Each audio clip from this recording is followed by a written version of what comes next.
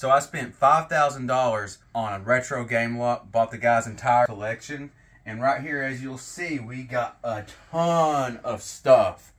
So starting out, we have some Hyperkin consoles, a Wii U, PS2, and a graded Breath of the Wild. Some Amiibo stuff. There is some Amiibo figures hidden somewhere. I don't know where they're at. We got a bunch of consoles around the corner here. Sega Master System. Got all the fantastic N64s and Dreamcast, Famicom Disk Drive, TurboGrafx. And then as you see, we got a bunch of stuff. A bunch of 3DS, DS games.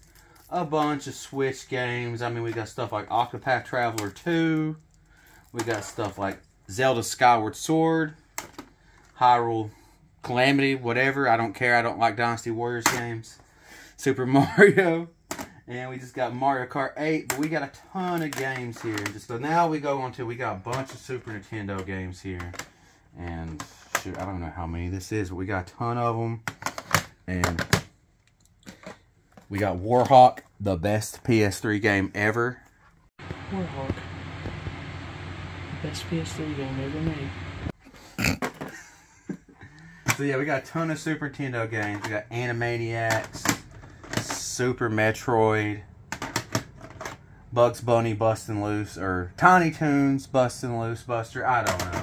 We got a lot of games. We got Super Mario 3 CIB, a Wii, the fantastic N64s like I said, and then down here's our crap. We got Sega, nobody likes Sega! And then we got some Xbox, and we also have some PS3 down here, and then back here hidden we have some GameCubes that we got in the lot, and a Super Nintendo. So going on, we have the NES games. We got 3 Pokemon games.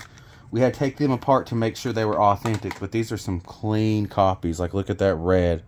Perfect label. Almost perfect cartridges for all 3 of these games. We got Pokemon Red, Blue, and Yellow. And then we got the Atari Jaguar, which I haven't priced one of these recently, but I think that's the most expensive console we picked up. Along with all the NES games, we have all the fantastic matching controllers.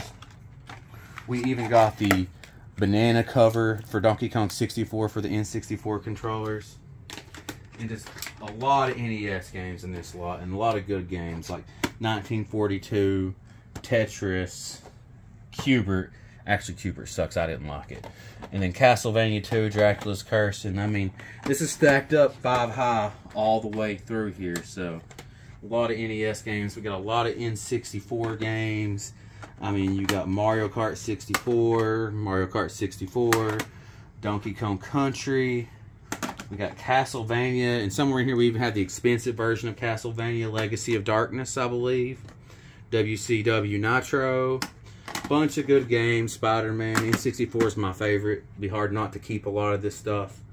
And then we got every version of the Wiimotes that you can think of, from Luigi, Bowser, and there's a Peach mote. Peach is over here. Zelda. So we got all those. Quite a few GameCube games here.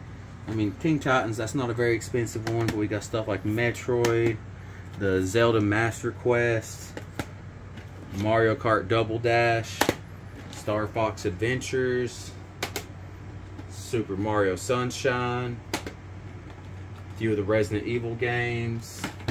It's going to be hard not to want to keep some of this stuff. I'm going to be selling it in the store. But yeah, I mean, Mario Striker is probably one of the best Mario sports games ever made. So, yeah, we'll just keep on going further down through here. We did pick up a few Wii U games, and I think they're stacked up somewhere else over here. So this isn't all of them, but we got Super Mario Bros. Wii U. There's, what is it, Mac? There's Zelda. Wind Waker. Yeah. Yeah, and then we got the Super Mario All-Stars 25th Anniversary set. And I think this one's kind of a little bit pricey right now. And we even have in the Switch games over there, which I didn't point out, we have the Super Mario All-Stars collection there, too. We have a bunch of Switch games over there. Did they even point out the Switch games a minute ago? I don't think so. And so let's go over. We'll go talk about the Switch games. Don't step on that. That's okay. If you step on this Wii, dude, this is the junk crap Wii. Nobody likes it. Alright, so we got Mario Kart 8. We might did talk about this. We did talk about the Wii games, we man. did. But yeah, there's a few good ones. Like I said, the All-Stars is in there. We got Octopath Traveler 2. a lot of these games are actually sealed and new. So, did I talk about the collections? The Game & Watch collection. So we got the Zelda one and the Mario one. And I thought the Zelda one would be worth money, but I think it's like 30 bucks now. Like when I bought it, I was really hot. And Mac made fun of me. Yep. And called that one. so yeah, we got the Wii games. We got one Sega CD game, and we did get a Sega with a Sega CD and also the Sega 32X. Was there a Saturn? We have a Saturn too. And then we got a couple PS Vita games, which I think are sitting down here too. So we got Uncharted, PlayStation All-Stars, Unit 13, Call of Duty. That was all we got on the Vita games. And we've got a few PSP games too I didn't mention, like Chinatown Wars, God of War, Ghost of Sparta, Liberty City Stories, Vice City Stories. And I believe right now Vice City Stories on the PS2 is like $50. So, pretty expensive game if you find it on the PS2. And then we got a DS Lite in pretty good shape. Got the stylus and everything, which you in the resale community you never find the stylus for a DS Lite. The GBA cover too. And the GBA cover, that's kind of rare too. So yeah, we got that. We got, I think there's actually a name for this Game Boy, but I can't remember exactly. It might just be a see-through Game Boy. But we got that, and we got the regular Game Boy. We got 2DS. And we also got the NES Top Loader. If you've never seen that, this is an official Nintendo thing. It's almost like the NES 2.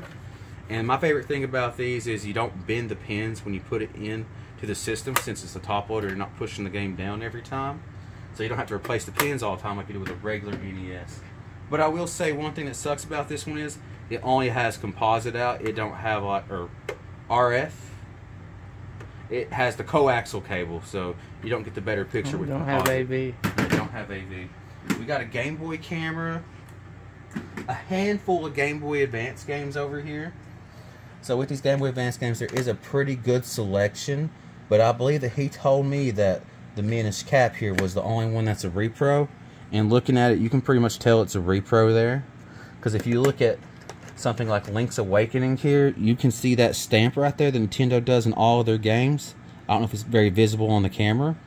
But yeah, that's a good indicator that the game is real. Maybe not always, but usually that's a good indicator. We got also Zelda Oracle of Ages and Oracles of Seasons, which I'm probably going to keep in my collection because he's got better covers than the ones I already got. And I think these are like 60 to 80 bucks a piece right now. And then we got some pretty clean copies of Resident Evil 3 Nemesis. And it even has the demo disc for Dino Crisis in it. We got Resident Evil 2, which is pretty clean. A lot of times you see this case all cracked up.